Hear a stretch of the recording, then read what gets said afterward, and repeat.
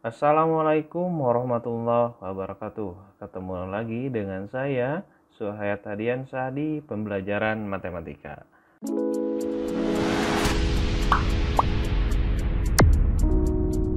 Nah, untuk kali ini kita akan membahas tentang nilai maksimum, nilai minimum, titik belok, dan kecenderungan fungsi trigonometri. Nah, dalam mempelajari nilai maksimum, nilai minimum, kecekungan, dan titik belok, di sini ada dua langkah untuk mendapatkan nilai-nilainya. Yang pertama, bisa menggunakan uji turunan pertama. Dan yang kedua, kita bisa melakukan dengan uji turunan kedua. Nah, yang akan kita bahas kali ini menggunakan uji turunan pertama. Di sini misalkan saya punya suatu koordinat kartesius di mana saya bikin di sini sembarang grafik fungsi gitu ya. Nah, misalkan kasih nilai dari fungsi f aksen. Oke. Kemudian di sini saya kasih titik A selangnya itu. Berarti kalau misalkan ini A, yang di atas ini apa? F aksen A sama dengan 0. Kenapa sama dengan 0? Karena berada di puncaknya. Gitu kan, grafik kan naik, turun. Ini kan sama aja dengan titik stasioner kan. Perubahan dari naik ke turun. Oke, selanjutnya di sini saya kasih titik B. Karena di sini titik B, otomatis puncaknya ini kita bisa tulis F aksen B sama dengan 0. Selanjutnya, kalau misalkan di sini saya kasih nilai titik C gitu ya, berarti ininya puncaknya itu F aksen C sama dengan 0. Ya. Nah, kita kembali lagi ke A. Nah, kita tahu ketika ini fungsinya naik, ini apa hasilnya? Kalau naik itu kan selalu positif.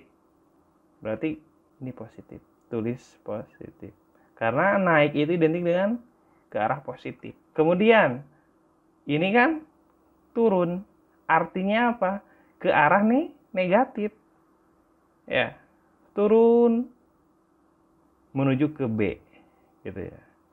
Berarti dari A ke B ini nih negatif. Kemudian ini kan titik B ya, titik F aksen B gitu. Nah, berarti dari sini ke bawah apa itu? Turun lagi. Ya turun kan dari sini, dari awal F aksen A turun. Ya terus turun karena kan ini menuju ke ini.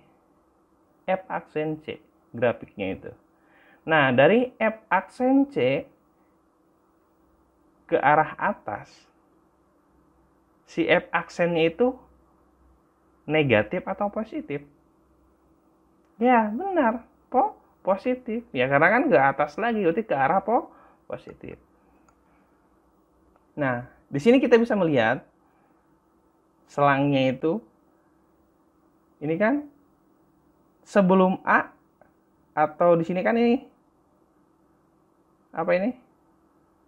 X-nya ya, garis X-nya. Berarti lebih kecil di A ini positif. Lebih besar dari A, si X ini negatif. B itu kurang dari B, lebih kecil dari B, negatif. Setelah B gimana? Negatif lagi. Oke, kemudian setelah C ke atas, artinya positif. Berarti positif, negatif, negatif, negatif. Nah, kita kolom-kolomkan. Misalkan f(x) fungsi trigonometri yang mempunyai turunan. Anggaplah turunannya ini grafik ini ya. Tuh, ini turunannya, nilai dari f aksennya. Dan f aksen A sama dengan 0. Nah, anggap saja ini kan. Ini f aksen sama dengan 0. Artinya yang puncaknya itu sama dengan 0 gitu ya. Ini juga B sama dengan 0, puncak juga ini. F aksen C sama dengan 0.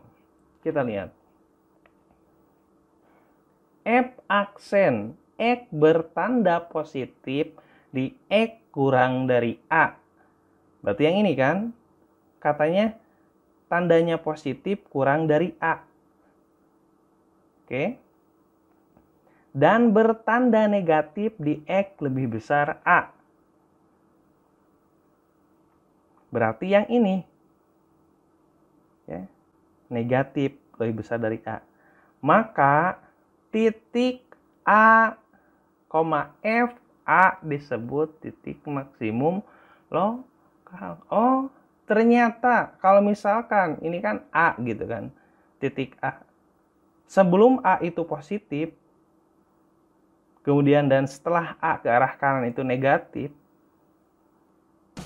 X-nya itu lebih kecil dari A, dan sebelah sini X-nya itu lebih besar dari A. Ini dinamakan dengan titik maksimum lokal. Ya. Kemudian, kalau misalkan F aksennya itu bertanda negatif di X kurang dari C dan bertanda positif di X lebih besar dari C, maka titik C, FC disebut titik minimum lokal. Mana tuh F aksen yang lebih kecilnya ataupun X-nya yang lebih kecil dari C? Ini kan lebih kecil, ini kan garisnya negatif. Oke, negatif ini. Kemudian sebelah kanannya itu positif lebih besar dari C. Ini dinamakan dengan titik minimum lokal. Oh, gitu ya. Paham? X-nya lebih kecil dari C, tandanya negatif. Kemudian X lebih besar dari C, yang ini, tandanya positif. Maka titik C, FC disebut titik minimum lokal. Gitu. Selanjutnya yang belum yang mana? Coba yang titik B sekarang. Nah, di sini jelaskan, jika di sekitaran X sama dengan B, artinya yang ini kan, B yang ini, atau B atau titik X ini, gitu ya, tidak ada perubahan tanda nilai F aksen, maka titik B, FB disebut titik belok horizontal. Nah, kita kembali ke titik B. Ada perubahan nggak sebelum dan sesudahnya? Dalam hal di sini tandanya gitu ya, nilainya. Oh, ternyata tidak ada. Ini kan yang awalnya negatif, kemudian setelah juga negatif. Nah, itu dinamakan dengan titik belok horizontal. Jadi tidak ada perubahan tanda. Ada yang bertanya misalkan seperti ini. Kalau misalkan ininya positif, kemudian sebelah kanannya positif gimana? Sama, itu dinamakan dengan titik belok horizontal. Ada lagi yang nanya, kenapa horizontal? Ya kan ini arahnya ke samping. Ini kan. Ya kalau misalnya grafiknya ke arah ke sini, ya berarti ini vertikal. Gitu ya, untuk membedakannya. Oke. Nyampe di sini kita tahu konsep dari titik minimum, konsep dari titik maksimum, kemudian titik belok. Sekarang yang belum apa? Ya benar, kecekung. Cekung gitu ya. Nah, untuk menentukan cekung sebenarnya secara sekilas ini bisa ditentukan ya. Ya kalau ini bentuknya seperti ini grafiknya, artinya ini apa? Ya cekung ke bawah. Kalau grafiknya ya kayak gini, berarti itu dinamakan dengan cekung ke atas.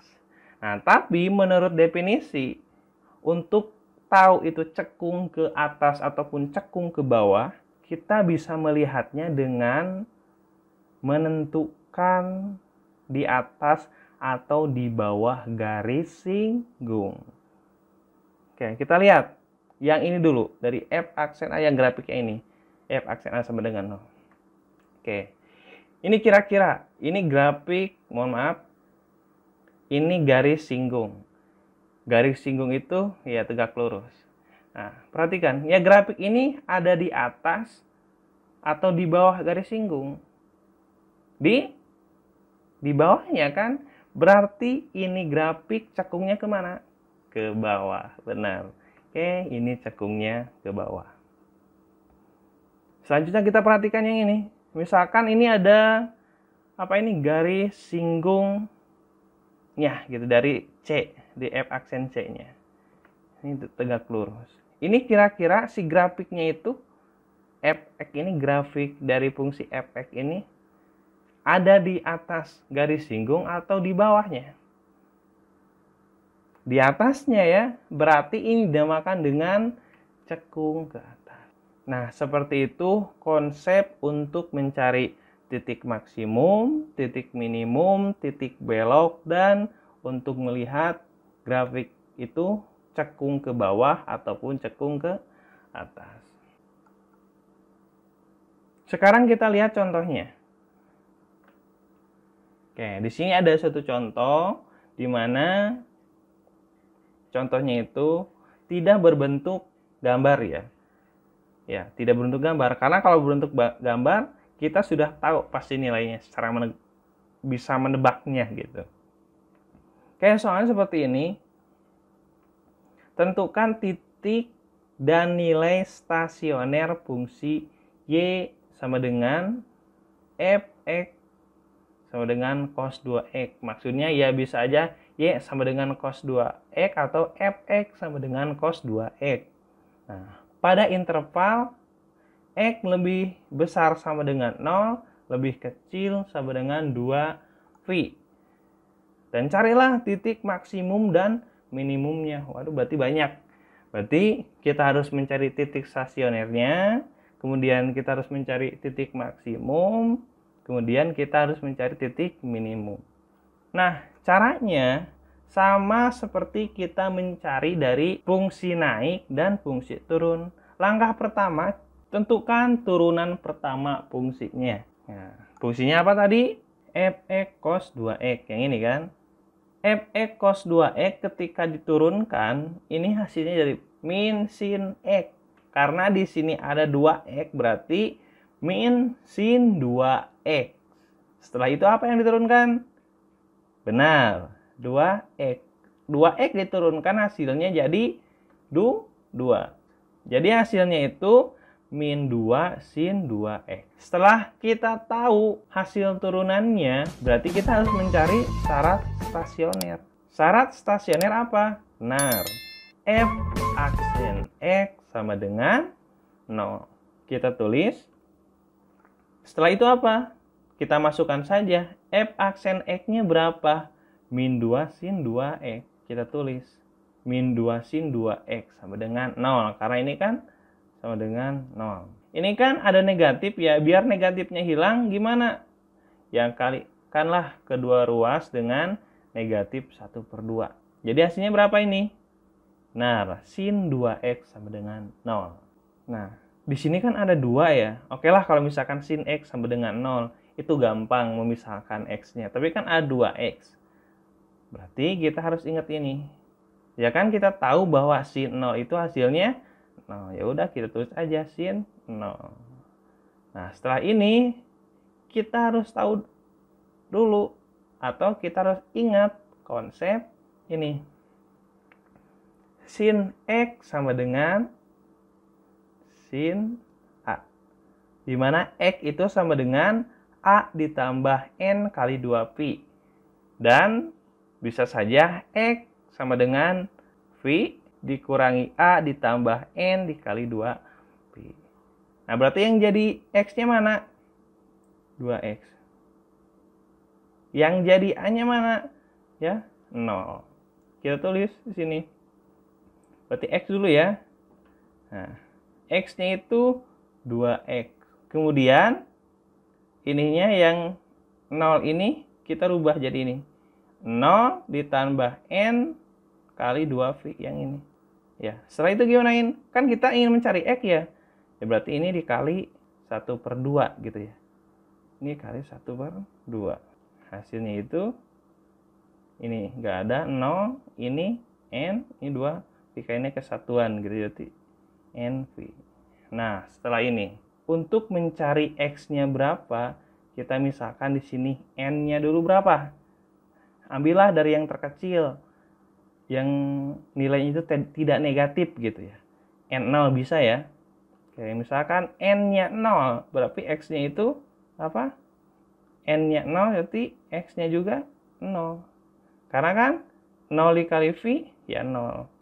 Selanjutnya, kita misalkan ini N-nya 1. N-nya 1, X-nya V. Masih ada dalam selang ini ya. Selanjutnya, bisa nggak kita misalkan masukkan ini N-nya 2. Kita masukkan 2. Oh, ternyata X-nya itu sama dengan 2V. Karena kan ini 2 kali V, jadi 2V. Oh, ternyata masuk. Masih masuk. Ya udah, kalau di sini kan 0, akhirnya pun 2V ini masuk ke selang yang ini, intervalnya. Ya, selanjutnya kita kerjakan yang mana yang belum. X sama dengan Pi kurangi A ditambah N dikali 2V. Kita tulis di sini. 2X sama dengan Pi dikurangi A. A-nya berapa? 0. Berarti di sini ya Pi gitu kan. Tetap tambah N kali 2V. Sama, kita cari X-nya. Berarti ini dikali 1/2. Ini X, ini per 2, ini habis 2-nya. Ya, berarti sisa N kali Pi. Selanjutnya gimana? Ya, kita cari. Kita misalkan seperti ini. Coba aja dari N-nya 0. Ketika N-nya 0, sisa V per 2. Nah, selanjutnya, N-nya 1. Berarti hasilnya V ditambah V per 2. Ya, hasilnya kan 3V per 2. Apakah 3V per 2 berada di interval ini? Berada. Oke, kita tulis aja seperti itu ya. Berarti kita sudah punya batas-batasnya. 0, V, 2Pi, kemudian Pi per 2, dan 3V per 2. Setelah itu digimanain? Nah, kita mencari titik-titik dan nilai stasionernya. Langkah pertama, kita masukkan dulu si X-nya 0 ke fungsi cos 2X. Ya, ketika X-nya 0, berarti ini hasilnya 1. Selanjutnya yang mana? Pi per 2. Ketika Pi per 2, ini cosnya negatif 1. Selanjutnya setelah Pi per 2 berarti Pi. Oke, ketika kita masukkan X-nya dengan Pi, cos 2V. Jadi sama dengan 1. Setelah itu, X-nya itu 3V per 2. Ternyata hasilnya negatif 1. Ya, yang terakhir, 2V kan yang belum kita misalkan di sini. X sama dengan 2V. Dan hasilnya 1. Ternyata didapatlah hasilnya. Nilai stasionernya ini negatif 1 dan 1. Kita tulis. Nilai stasionernya adalah negatif 1 dan 1. Setelah itu, kita cari titik stasionernya. Untuk mencari titik stasionernya, ya ini aja. 0, hasilnya 1. Ketika Pi per 2, hasilnya negatif 1. Dan seterusnya Pi, 1. 3Pi, min 1. Dan 2V, 1. Dan di sini kita sudah mendapatkan nilai stasionernya dan titik stasionernya. Terus mana lagi yang belum kita kerjakan? Mencari titik maksimum dan minimumnya. Untuk mencari titik maksimum dan minimum, kita gunakan grafik untuk memudahkan kita. Ataupun bisa kita tulis dengan garis bilangan. Ya, kita coba. Katanya F aksen X pada garis bilangan dan beri tanda. Oke lah, misalkan di sini garis bilangannya. Dan tadi kita sudah tahu titik-titiknya itu ada apa aja? 0, kemudian Pi per 2, kemudian V, kemudian 3Pi per 2, dan 2V. Sekarang kita beri batasnya. Oke, setelah itu kita uji. Sama halnya dengan menentukan fungsi turun atau fungsi naiknya. Kita uji pada selang 0 sama Pi per 2. Berarti X-nya itu ada di sekitaran ini ya. Misalkan X aja di garis X gitu. Bapak X gitu ya. Nah, Bapak di sini tulis aja pi per 4. Dan ketika diuji dengan pi per 4 dimasukkan ke turunan fungsi yang tadi. Tadi kan turunannya itu cos 2x gitu ya. Dan f aksen x-nya itu min 2 sin 2x. Nah, ketika dimasukkan si pi per 4 ke fungsi yang ini, hasil itu negatif 2. Ini positif negatif. Negatif, ya udah kita beri tanda negatif. Selanjutnya, antara pi per 2 dan pi. Ya, saya 3 pi per 4 saja di sini misalkannya. Hasilnya 2. 2 ini negatif positif. Positif. Selanjutnya antara pi dan 3 pi per 2. 5 pi per 4. Hasilnya negatif lagi. Berarti ini kasih tanda negatif. Oke, dan ini antara 3 pi per 2 dan 2 pi, ya saya misalkan 7 pi per 4. Hasilnya positif lagi. Oh, setelah kayak gini kita sudah tahu gitu ya, secara langsung. Ini kan negatif, positif, kurang dari ini. Nah, berarti di sini itu bisa dibilang ini apa? Nilai minimum. Benar nggak? Kalau dari sini ke sini, ini pasti nilai maksimum. Nah, seperti apa ya? Udah kita simpulkan saja hasilnya. Kita tulis kesimpulan. Titik 0,1 pi, 1 yang ini. Kemudian 2 pi, 1. Positif ke negatif berarti ini dinamakan dengan apa? Maksimum. Kalau misalkan yang titik balik minimumnya gimana? Nah, udah jelas kan, negatif ke positif. Berarti pi per 2, tuh ya, 3 pi per 2 gitu kan. Kita tulis aja. Pi per 2, berapa? Tadi kan kita sudah uji, kita masukkan ya. Ini hasilnya. Pi per 2, negatif 1 itu yang ini. Kemudian 3 pi per 2, 1. Ini dinamakan dengan titik balik minimumnya. Mencari titik stasioner sudah. Mencari titik maksimumnya sudah. Titik minimumnya sudah. Yang belum apa? Menguji titik belok itu seperti apa. Ya, kita lanjutkan ke contoh soal nomor 2. Nah, di sini menggunakan uji turunan pertama ataupun bisa kita sebut dengan menguji turunan pertama, carilah titik belok fungsi trigonometri Y sama dengan X ditambah sin X pada interval X lebih besar dari 0, lebih kecil dari 2π. Apa yang harus kita lakukan? Sama, cari turunan pertamanya. Nah, gitu ya. Tulis fungsinya fx sama dengan x ditambah sin x. Turunannya gimana? F aksen x sama dengan ini. X diturunkan jadi ya 1 kan. Kemudian sin x cos x. Ini ya turunan pertamanya. Setelah itu gimana? Kita uji titik stasionernya. Dengan f aksen x sama dengan 0. F aksen x sama dengan 0. Kita ganti f aksen x-nya dengan ini. Ya, berarti 1 ditambah cos x sama dengan 0. Ini kan ada penjumlahan, biar hilang gimana? Tambah negatif keduanya. Kalau ini jadi hilang, kalau ditambah negatif ini jadi min 1. Ya udah, kalau kayak gini kita misalkan saja x-nya itu pi. Ya kenapa pi? Ya ini kan cos dari 180 kan pi itu sama dengan 180 derajat. Dari cos 180 udah ketahuan negatif 1.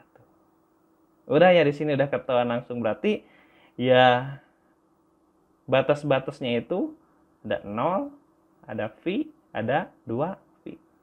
Kita lanjutkan. menentukan nilai stasionernya. Nah, misalkan X-nya V, kita masukkan ke fungsinya. Fungsinya yang mana? Yang ini. Oke.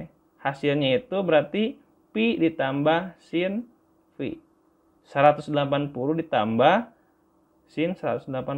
Ini kan sin 180 itu 0 gitu ya. Berarti Pi ditambah 0 hasilnya itu V. Berarti titiknya itu, ya nilai dulu ya, V. Karena nggak ada lagi ya nilai-nilai yang lain, hanya Pi saja. Kemudian titiknya itu X, Y, Pi, Pi. Titik stasionernya. Selanjutnya apa? Kita cari titik beloknya. Dengan cara garis bilangan dan beri tanda. Ini tadi batasnya kan sudah tahu ya. 0, Pi, kemudian 2, Pi.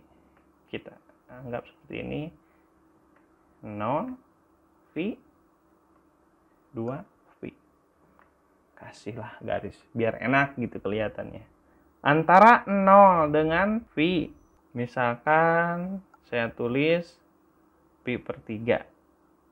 Oh, ketika kita masukkan ke fungsi ini, F aksen X dengan 1 ditambah cos X, hasilnya itu 3 per 2. 3 per 2 itu negatif atau positif? Positif. Berarti kita kasih tanda di sini positif.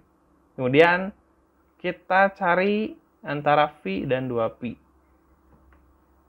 Kita misalkan saja 4Pi per 3. Oh, hasilnya 3 per 2. Ini positif negatif?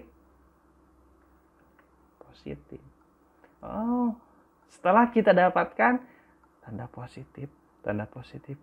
Nah, dan kita tahu ketika antara batas-batasnya itu tidak berubah tanda, mau negatif, kemudian negatif lagi, kemudian positif ke positif lagi, itu dinamakan dengan titik belok. Jadi kita dapat menyimpulkan, oke, di titik V, Pi merupakan titik belok. Nah, ini kan tadi V, V yang ini. Karena apa? Tanda positif ke positif lagi. Ya, seperti itu. Atau tidak berubah tanda. Cukup sekian untuk pembahasan kali ini. Terima kasih. Sampai ketemu di pembahasan selanjutnya. Assalamualaikum warahmatullahi wabarakatuh.